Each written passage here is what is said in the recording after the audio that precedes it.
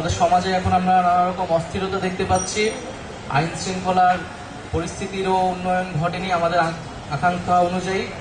তো আমাদের আহ্বান থাকবে এবং আমাদের প্রত্যাশা থাকবে আমরা সকলেই সহযোগিতা করব এবং পুলিশকে অবশ্যই সক্রিয় হতে হবে, পুলিশের কাজটা পুলিশকেই করতে দিতে হবে। আমরা নিজেরা কেউ আইন হাতে তুলে নেব না এবং শান্তি, সম্প্রীতি এবং সহনশীলতার চর্চাটা আমাদের প্রত্যেকের নিজ নিজ জায়গা থেকে আসলে করতে হবে এবং সকলে মিলেই আমরা এই সময়টা কাজে লাগাবো যাতে আমাদের দেশের সামনে থেকে সমৃদ্ধিটা হয় এবং পুরো রমজান মাস জুড়েই যাতে দ্রব্যমূল্য আরও নিয়ন্ত্রণে থাকে এবং ঈদের সময় মানুষ যাতে স্বস্তিতে ঈদের বাজার করতে পারে এবং নিরাপদে তার যে বাসায় ফেরত যেতে পারে, নিরাপদে সড়কের যাতে নিরাপত্তাটা থাকে, সেই বিষয়গুলো সরকার নিশ্চিত করবে, এটা আমাদের প্রত্যাশা থাকবে।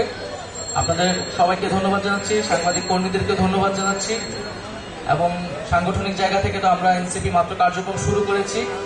রমজান মাস হচ্ছে আমাদের খুব বেশ বড় কোনো কর্মসূচি থাকবে না। আমরা মূলত আমাদের গঠনতন্ত্র এবং আমাদের পরবর্তী পরিকল্পনা এবং সাংগঠনিক যে কার্যক্রম সেটাই করব আমরা, এবং হয়তো রমজান মাসের পরে আমাদের পুরো দেশব্যাপী আমাদের যে কার্যক্রম সেটি আসলে শুরু হবে।